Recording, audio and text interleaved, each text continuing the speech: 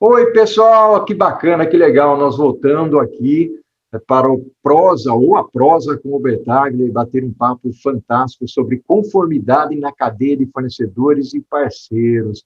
Esse é um tema fantástico. Grande parte das organizações exige de sua cadeia de fornecedores e parceiros a adequação e normas nacionais e internacionais, assim como as suas políticas e relações comerciais. Nós temos presenciado aí, principalmente pela internet, pelo noticiário, alguns escândalos envolvendo empresas conhecidas e que já abalaram muitos setores. Isso não é só lá fora, não, aqui no Brasil também. A terceirização ou contratos com fornecedores realizados de maneira equivocada pode acabar com processo criminal, problemas de imagem e reputação que se tornam difíceis de reparar posteriormente. Em outras épocas, em muitos casos ainda ocorre, o preço era o grande fator decisivo na contratação de um serviço ou de um fornecedor qualquer, para qualquer tipo de serviço ou mesmo de produto, não só serviço. Prioridades mudaram. No Brasil, o Lava Jato e a Lei Anticorrupção são exemplos de iniciativas de punição para os que andam fora dos trilhos. A análise da reputação, bem como seus valores e os dados sensíveis, como os principais acionistas, envolvimento com agentes públicos, entre outros, passou a ser primordial na escolha de fornecedores e parceiros. Embora pareça, ou possa parecer um ônus para as pequenas e médias empresas, não é assim que deve ser visto. A análise de risco deve ser feita para preservar a imagem, seja da grande empresa, seja da pequena ou média empresa. E muitas organizações trabalham nesse sentido para evitar riscos, ou melhor, controlar os seus riscos e também manter a reputação e a imagem, como eu comentei anteriormente. E para refletir e prosear comigo sobre esse assunto, eu tenho o privilégio de trazer aqui o meu grande amigo Gustavo Biagioli. Oi, Gustavo, meu amigo, que fantástico, que maravilha, é uma honra, é um orgulho recebê-lo aqui no Prosa, ou na Prosa com o Bertaglia. Eu tenho o hábito aqui, às vezes, de colocar o prosa ou a prosa no masculino, porque para mim é um evento grandioso e importantíssimo, onde eu troco informações, eu proseio com as pessoas, aprendo muito e depois a gente coloca lá no YouTube e divulga para que as pessoas possam nos acompanhar e aprender um pouquinho mais. Aí é interessante, Gustavo, porque essas pessoas depois voltam e falam, Paulo, eu também quero participar do Prosa com Bertaglia, eu posso? Gustavo, meu amigo, seja bem-vindo à nossa Prosa com Bertaglia. Paulo, que prazer, que prazer. A prosa pode ser no masculino, no feminino, não tem problema. Boa prosa é prosa mesmo, né? O importante é a gente prosear. E é um prazer enorme estar aqui com você, meu amigo. Que coisa boa. Muito obrigado pelo convite, um prazer imenso aí poder dividir com seus ouvintes, enfim, com as pessoas que te acompanham, como eu, né, um pouquinho aí da nossa experiência, né, em temas que, enfim, que fazem parte aí da nossa vida, né? Isso é muito bom sempre. Ah, que bacana, Gustavo. Você sabe que, bom, você é um grande advogado, sempre tive uma profunda admiração por você. Um advogado que tem uma visão muito distinta, né? E voltada para o bem. É bacana isso, eu acho que isso é muito fantástico. A gente se conheceu lá na famigerada HP, a HP que foi um celeiro de talentos, né? Gustavo, eu gostaria de refletir contigo aqui sobre esse esquema. Gente, eu falei de risco lá na abertura, né? Mas sobre esse esquema de fornecedores, contratação de fornecedores, né? O esquema aqui, no bom sentido, né? Fala um pouco de conformidade, de compliance para a gente, para que as pessoas que nos seguem, nos acompanham aqui, Gustavo, entendam um pouco mais esse tipo de coisa, tanto pelo aspecto positivo, pelo aspecto negativo. Claro. Bom, primeiro, né, mais uma vez eu reforço o meu agradecimento, né, pelo seu convite, agradeço suas palavras sempre carinhosas, né, saudades, né, da nossa convivência aí, que foi tão boa na nossa querida HP, e já naquela época, né, Paulo, a gente já começava a se preocupar, né, desde então ali, ainda era uma discussão bastante incipiente, eu acho, no Brasil, de um modo geral, essa discussão da conformidade, né? Eu lembro que, na época, a gente estava lá, enfim, na companhia, a gente, quando analisava contratos, né, e fazia negócios, tinha uma regrinha lá que a gente tinha umas cláusulas, né, que a gente olhava no contrato sempre, que elas diziam respeito, pelo fato da HP, né, no caso que a gente está usando de exemplo aqui, né, por ser uma companhia norte-americana, ela estava sujeita, né, e as subsidiárias no mundo todo, né, da própria HP estavam sujeitas àquela legislação com aquelas letrinhas que a gente chamava o tal do FCPA, né? Então tinha lá nas cláusulas o que é o FCPA, né? É o ato anticorrupção, né, praticado fora dos limites dos Estados Unidos. Então aquilo desde aquela época, lá estamos falando lá atrás, ainda final dos anos 90, aí comecinho dos anos 2000, começou a ser uma preocupação muito grande das empresas essa questão da conformidade. Se a gente pegar a própria lei americana como exemplo, né, de conformidade, ela é de 1977, mas os próprios americanos, né, eu já conversei com muitas pessoas que atuam na área, né, nos Estados Unidos, e eles brincam até com a gente e falam que o Brasil é um bom exemplo, né, do que é a rapidez entre a conscientização e a necessidade, né, da criação de regras de conformidade e a efetiva aplicação dessas regras, porque no caso deles, por exemplo, né, o FCPA de 1977, eles falam, a gente foi aplicar a primeira multa de FCPA quase 30 anos depois da vigência da lei. Então, houve um período, aí, uma curva de maturidade aí da lei, que no caso deles foi muito longa. Então, até que eles efetivamente usassem os instrumentos que eles haviam criado, né, para garantir a conformidade, passaram-se aí, enfim, né, passou-se muito tempo em que a sociedade americana, e principalmente o cuidado com as operações americanas fora dos Estados Unidos, ganharam realmente a importância, né, que deveriam ter nessa questão da integridade corporativa, né? Então, quando a gente fala de compliance, nessa palavrinha que a gente importou, né, do inglês, nós estamos falando basicamente de conformidade, a melhor tradução, né, enfim, uma tradução livre, mas a melhor tradução da palavra é estar em conformidade com alguma coisa.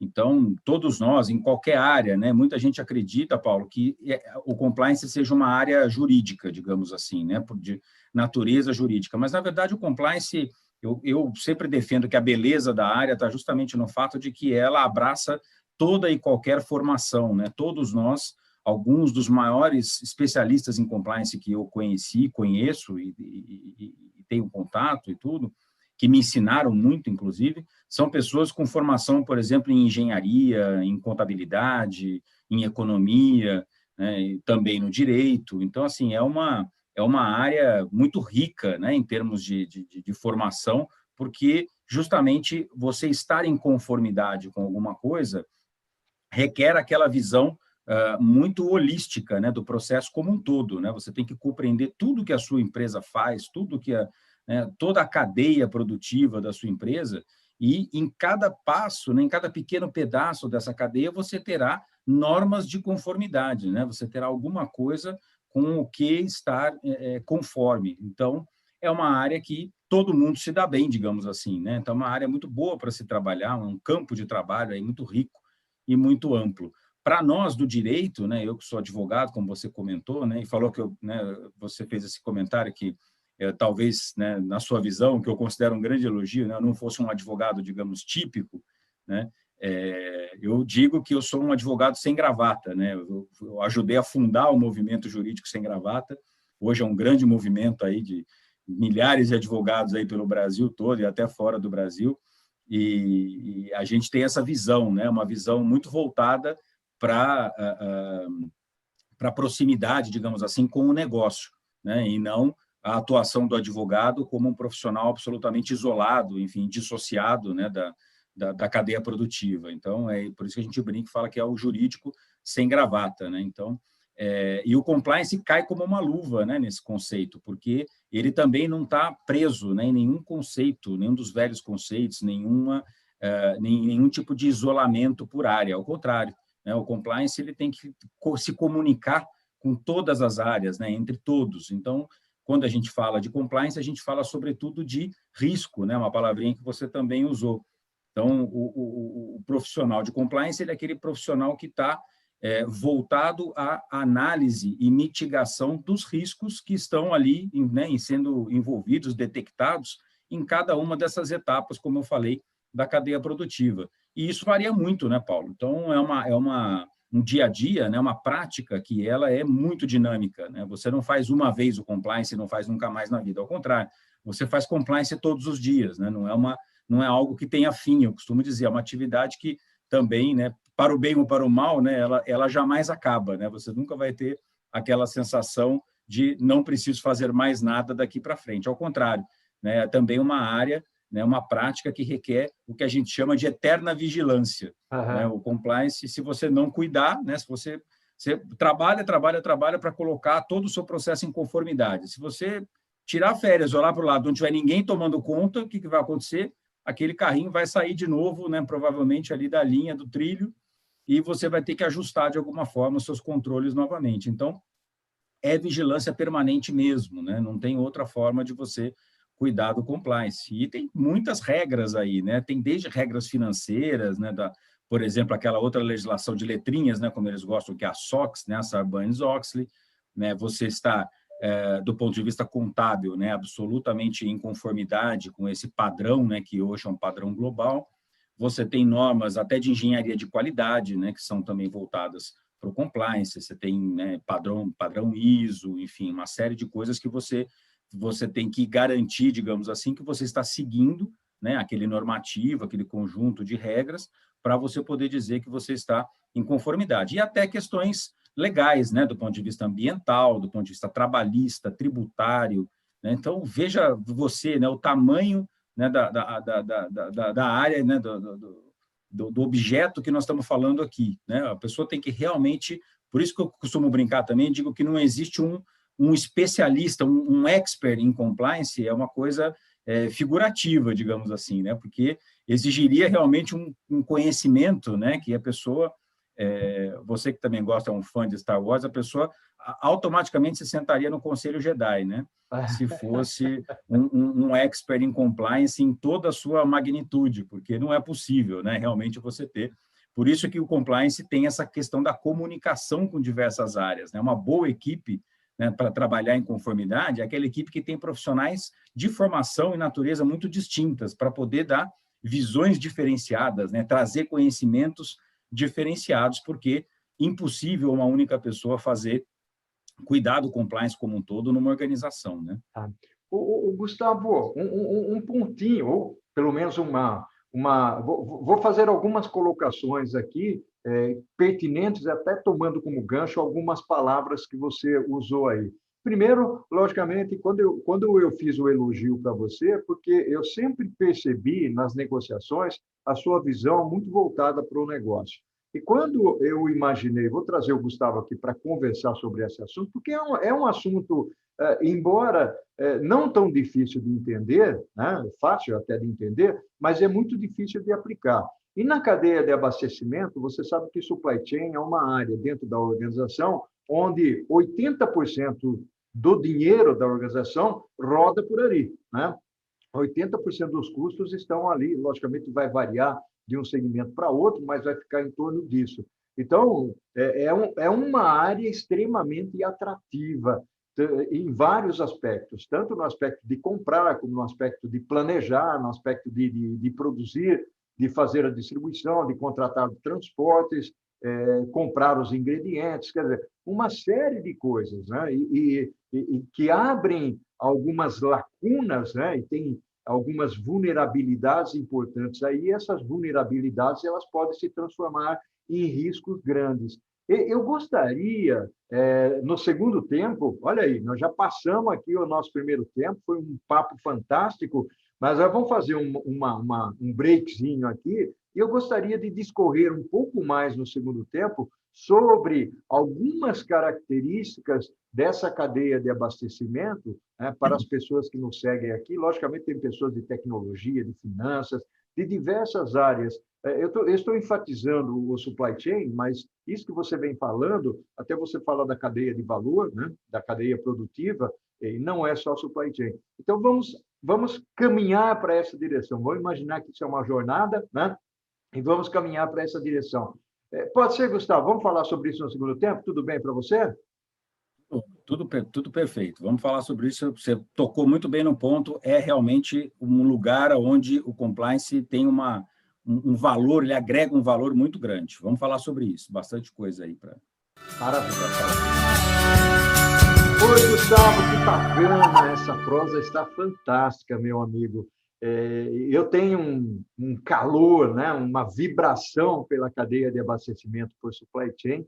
Eu gosto muito, eu tenho meu livro lá escrito, né, e eu costumo dizer para as pessoas o seguinte: o conhecimento da cadeia de abastecimento, aliás, eu dei até uma aula ontem à noite, onde eu coloquei alguns pontos importantes, falei de conhecimento, de resiliência, de confiança, e dentro da confiança entrava toda essa parte de conformidade, né? E era confiança e colaboração, principalmente dentro da cadeia de abastecimento, Gustavo, vinculada à integridade e à relação com os parceiros, com os fornecedores. Eu queria que você desbravasse um pouco esse território aí nessa nossa prosa, conversando pelo lado do relacionamento, tanto dentro da organização, porque existem áreas, né, que se relacionam aí, que colaboram, como externamente, né?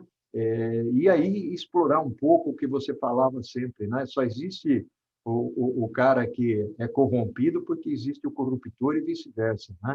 Então vamos caminhar nessa jornada. Vamos lá? Bom, eu acho que a gente pode começar justamente, né, falando uma vez aí bem entendido, né, o conceito e toda a aplicabilidade, né, do compliance na empresa. E, de novo, né, eu tenho um prazer aqui de falar com um dos maiores especialistas aqui do país em supply chain, então, né, eu vou ser bastante cuidadoso, né, com o que eu vou falar, mas, pela minha experiência, né, que é sempre muito bom compartilhar, o supply chain ele é definitivamente um dos grandes pontos de atenção, né, dentro da cadeia de valor da empresa, né, do ponto de vista do compliance, justamente porque, como o Paulo muito bem colocou, quer dizer, trafega por ali uma quantidade muito grande de recursos, né, recursos financeiros, sobretudo. E então, onde você tem esse tráfego, né, intenso de recursos financeiros, de compra, né, de acordos de parceria, né, de negócios que são fechados ali todos os dias, é definitivamente um ponto onde você, né, que está gerindo a sua empresa, precisa colocar foco, né, ter bastante atenção. E uma das boas maneiras de você fazer isso é criando chamados controles internos, né, que vão te ajudar a ter realmente, né, uma boa visão, um bom controle, como o próprio nome diz, dessa parceria, desse relacionamento. E ele começa na hora que você vai escolher os seus parceiros, né? Já de cara, antes mesmo do início da relação, né, você já tem a possibilidade de aplicar ali instrumentos de compliance que vão te ajudar a garantir que você esteja fazendo negócios com pessoas cuja integridade, né, corporativa possibilite, né, que você faça negócios sem que você seja exposto a um risco muito alto de compliance. Então, que controles são esses, né? É você conhecer o seu parceiro, é o que a gente chama de know your supplier, né? Ou know your partners. Existem várias siglas aí também, né? A gente sempre emprestando aí, né, um pouquinho de anglicismo aí, emprestando tudo da experiência estrangeira, mas é um fato realmente que esse tipo de prática nos ajuda muito nas empresas a identificar bons parceiros. Então, é o que a gente fala de você fazer um levantamento de riscos desse parceiro. Você precisa obter informações antes mesmo de fechar a parceria, de contratar um fornecedor. Você tem que saber muito bem informações financeiras e, sobretudo, informações reputacionais desse parceiro. Né, de onde ele veio, quem são os sócios, né, quem são os beneficiários finais ali, os verdadeiros donos daquela empresa com quem você está negociando, não é? Eles têm antecedentes, né? Como é que é a situação jurídica deles? Está regular, está irregular? Né? O que sai na mídia em termos de exposição? Né? Aqui, claro, fazendo um parênteses que muitas vezes a mídia, né, pode ser bastante cruel, vamos dizer assim, do ponto de vista de que o fato de você sair na mídia não necessariamente, né, significa que você efetivamente tenha qualquer responsabilidade, mas o fato é que a exposição ela aumenta o risco, né, por si só. Então, é também um ponto de atenção a questão da exposição em mídia, né, porque ela se reflete na questão reputacional. Existe, né, um ditado que a gente costuma dizer muito, né, na área de compliance, que é é a história da mulher de César, né? Não basta ser honesto, você precisa também parecer honesto. Então, é uma história lá que remonta lá à Roma Antiga e diz respeito justamente a essa questão reputacional. Por mais que você seja correto, não basta apenas, né, que você mantenha isso com você, digamos assim, e ninguém mais saiba, né? Todo mundo precisa saber de alguma forma, você precisa demonstrar, parecer para todos que você é honesto e é correto. Então, esse cuidado na hora de você escolher os seus parceiros, os seus fornecedores, antes mesmo de você fechar a parceria, já é, né, um excelente passo inicial para você ter o compliance no supply chain. Um segundo passo é você, durante a relação, né, você ter boas cláusulas contratuais, por exemplo, né? Então, você dizer ao seu parceiro, né, ensinar o seu parceiro quais são os limites que você, dentro dos quais você vai operar com ele. Então, olha, eu não admito que você suborne oficiais, enfim, do poder público, né? Eu não admito, ou do privado, enfim, né, de todo, não admito nenhum tipo de corrupção nesse sentido. Não admito, por exemplo, que você me ofereça viagens, brindes, presentes que cruzem uma determinada linha, né, que possam representar, de repente, uma tentativa, né, de se colocar numa posição mais vantajosa no relacionamento comigo de forma indevida. Então, existem uma série, né, eu não admito, por exemplo, que você queira emita fatura, vamos dizer assim, de valor diferente, né, coisas básicas mesmo, né, daquilo que é a realidade, quer dizer, não pode haver nenhum tipo de chamado kickback, né, de você querer receber alguma coisa de volta. Então, muitos mecanismos que a gente pode colocar, inserir no contrato com os fornecedores, são importantes também para fazer com que esse fornecedor, esse seu parceiro, ele saiba quais são os limites dentro dos quais ele vai operar, né? E também, claro, sempre deixar muito transparente, né, e muito bem conhecido pelo parceiro o seu código de conduta, né, o seu código de ética da sua empresa, fazer com que ele, né, se comprometa, né, ao estabelecer o relacionamento com você, ao operar com você, ele esteja comprometido com os mesmos padrões. E aí, Paulo, faço uma partezinha, se você me permite, que esse é um grande desafio do supply chain no Brasil. Né? Pela minha experiência, enfim, pela experiência de muitos colegas com quem eu aprendo todos os dias, existe ainda um gap, digamos assim, né, uma disparidade, uma defasagem entre o nível de instrumentos e controles internos, enfim, e nível de operação em termos de integridade, entre as grandes empresas, né, as grandes cadeias multinacionais, enfim, que, digamos, têm um histórico, né, não é porque elas nasceram, né, perfeitas da noite para o dia, mas elas têm uma história, elas vêm de uma história, né, de amadurecimento desses controles, e a imensa maioria de pequenas empresas, até microempresas, enfim, que a gente tem pelo Brasil. Né? Se a gente pegar um índice do Sebrae, só para ter uma ideia, né, o Sebrae costuma publicar que basicamente 98% das empresas no Brasil são empresas de pequeno, médio, pequeno e micro porte. Né? Então, a gente está falando de um universo enorme que a gente tem espalhado pelo Brasil e que um universo ainda muito carente desses controles dos quais a gente estava falando agora há pouco. Então, como que a empresa faz para garantir que esses parceiros, né, assumam o mesmo nível de integridade que ela já possui, né, que ela já investiu? Muitas vezes o parceiro até fala, eu não tenho condições de investir em mais mecanismos, né, em mais compliance na minha empresa, porque isso tem um preço. Bom, aí eu tenho que fazer, como eu te falei, essa parte, né? Existem muitas organizações que ajudam nesse sentido as empresas no Brasil, e organizações que fazem isso, inclusive, de forma gratuita. Eu faço parte, por exemplo, não posso deixar de mencionar, de uma dessas organizações sem fins lucrativos, que eu faço uma atividade pro bono, que chama-se Alliance for Integrity. A Alliance for Integrity, ou a Aliança pela Integridade, ela nasceu, na verdade, de um movimento do governo alemão, uma iniciativa do governo alemão, e ela hoje tem escritórios espalhados pelo mundo todo, inclusive aqui no Brasil. E a gente faz treinamentos gratuitos para empresas, para microempresas, pequenas empresas, justamente para ensinar para eles como implementar programas de compliance para que eles possam fazer parte do supply chain de grandes empresas que já possuem os seus programas muito maduros.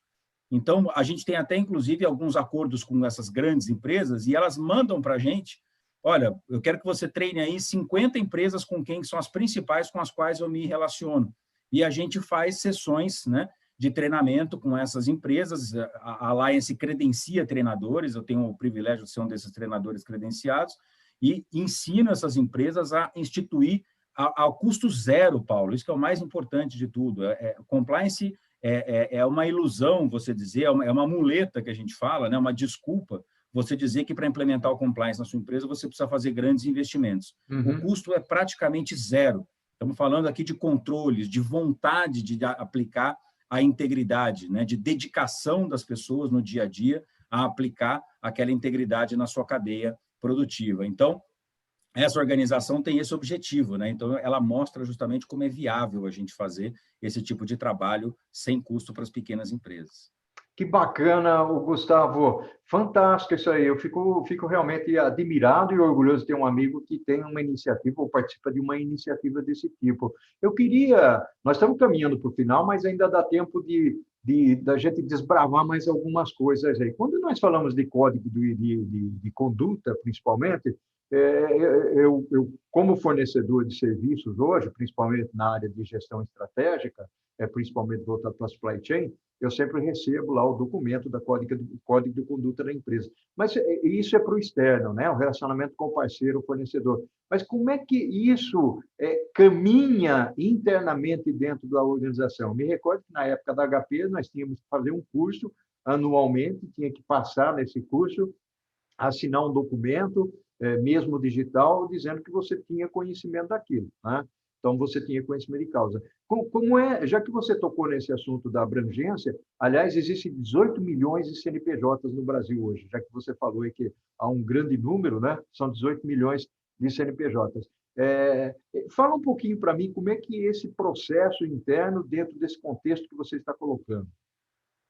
Muito, muito bem colocado, Paulo, até porque, né, quando a gente fala do compliance no supply chain, a gente não pode esquecer que é uma via de mão dupla, né? Então, além de eu treinar o meu parceiro, além de eu impor, né, as minhas exigências, digamos assim, ao meu parceiro, e até ajudá-lo a viabilizar isso internamente, né, junto ao parceiro, eu preciso me lembrar que eu também, né, a minha empresa é formada por colaboradores, e esses colaboradores, eles são, né, antes de mais nada, a expressão da minha integridade corporativa, né? São eles que vão no dia a dia representar a minha empresa no trato, né, com esses parceiros e fornecedores. Portanto, né, muito bem colocada aí a sua questão, porque não de nada adiantaria, né, a gente ter um grande treinamento para fora, né, da minha cadeia se os meus próprios colaboradores não estiverem nesse nível, né, de integridade que a gente precisa para operar. E aí entra, Paulo, a questão do treinamento que você colocou, que a gente fazia, né, lá atrás, e que é importante, né? Enfim, o treinamento ela é uma reciclagem, né, digamos assim, obrigatória em todas as empresas,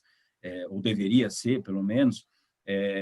Existe muito essa questão da comunicação, né? Então, eu digo o seguinte, né, você só vai ter realmente um compliance efetivo dentro da sua empresa se as pessoas entenderem o que significa aquele código de ética e conduta, né? Então, você precisa, na verdade, ganhar, né? Eu falo ganhar corações e mentes das pessoas, né, dentro desse projeto. E eu acho que você ganha corações e mentes, né, dos seus colaboradores nesse projeto de duas formas, né? Uma delas é sempre o incentivo que eu considero a melhor de todas, né, se possível, né, a que a gente sempre deve aplicar, são os incentivos positivos, né? Então, quais são esses incentivos? É você demonstrar a importância, né, e a necessidade, no benefício de você aplicar o compliance na sua cadeia no dia a dia.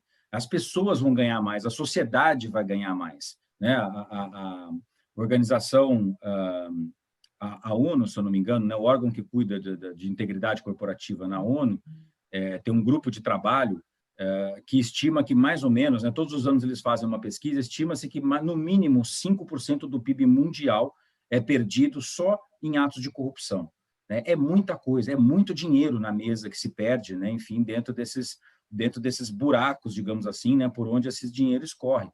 Então, há que se mostrar, né, há que se demonstrar para os seus colaboradores o benefício, né, incentivar as pessoas a agirem corretamente, premiar as pessoas quando, né, muita gente fala assim, não, se a pessoa está fazendo certo, ela não está fazendo nada mais que a sua obrigação.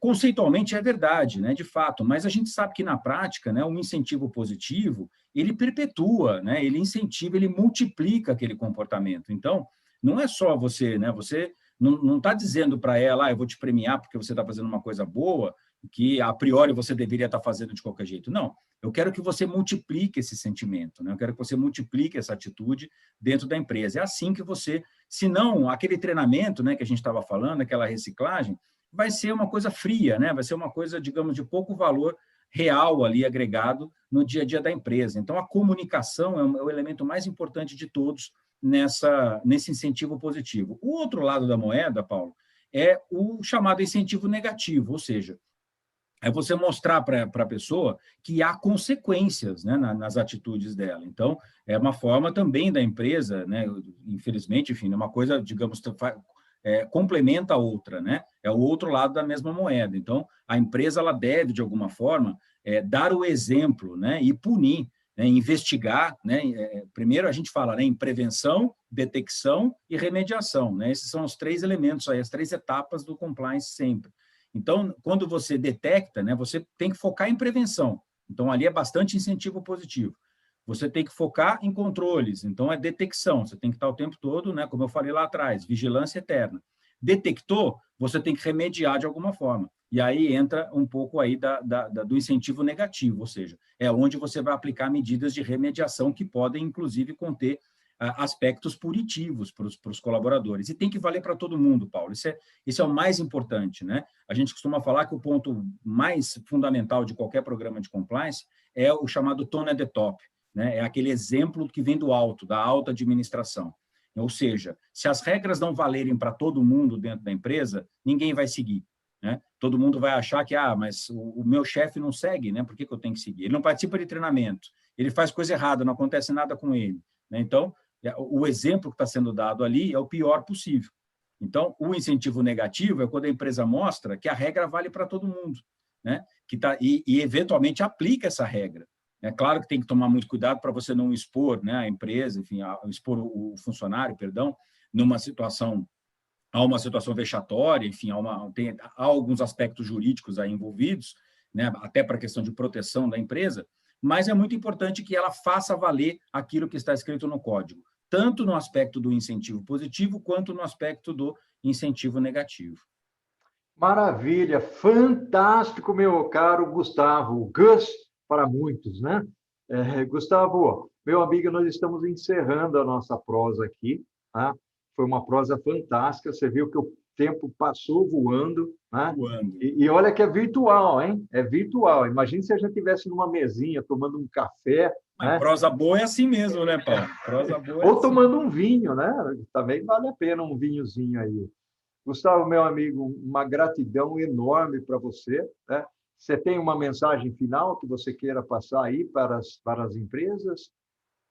Eu acho que a mensagem final, Paulo, e já aproveito aqui também para deixar meu agradecimento, né? De novo, um prazer enorme, né? Enfim, prosear com você, amigo querido, com o qual estou sempre aprendendo, desde muitos anos que o Paulo me ensina muita coisa nessa vida, e eu deixo essa mensagem final para as empresas no sentido de que a resiliência, né, talvez o ponto mais importante de todos quando a gente fala em integridade. Então, se você está preocupado e quer olhar para o seu supply chain, garantir que ele tenha, né, o nível de integridade que você precisa, né, de compliance para poder trabalhar, não se desanime, né, com os eventuais obstáculos, né, enfim, que certamente você irá encontrar na implementação desses controles. Então, assim, o compliance ele não muda as coisas da noite para o dia, né? As pessoas, infelizmente, têm um senso de urgência muito grande. E é importante, claro, a gente trabalhar com metas, trabalhar com objetivos, mas a gente tem que lembrar que isso tudo faz parte de um processo, né? Um processo muito maior do que eu e você, que a nossa passagem aqui por esse planeta, e que é realmente um processo de toda uma cultura que precisa ser, né, mudado e constantemente melhorado. Então, foca, né, tenta realmente focar na resiliência, né, na vontade de continuar fazendo, né, mesmo quando encontrar a resistência natural, digamos assim, né, de aspectos que, infelizmente, estão lá tão encravados ali, digamos, ainda nas práticas, né, comerciais, enfim, corporativas, e foca sempre nos benefícios que você está trazendo para a sociedade como um todo, não só para a sua empresa, para o seu negócio, mas para a sociedade como um todo, aplicando o compliance na sua cadeia, né, produtiva, na sua cadeia de valores, enfim, na sua supply chain. Acho que essa é a melhor mensagem aqui que a gente pode deixar. Uau, maravilha, Gustavo. Meu amigo, meu abraço virtual para você, né? De Itatiba para Campinas, né? Gratidão enorme aqui, ao infinito e além, lá do Toy Infinito e além. May the force be with you. May the force, não, may the force be with you, né? Que a força esteja contigo. E agora tem outra também, né? O que nós fazemos em vida ecoa pela eternidade, lá do Gladiador, né? Bacana, Gustavo. Abração para você. Tudo de bom. Obrigado, meu amigo querido. Prazer sempre. Um abraço. Tchau, tchau. Tchau, tchau.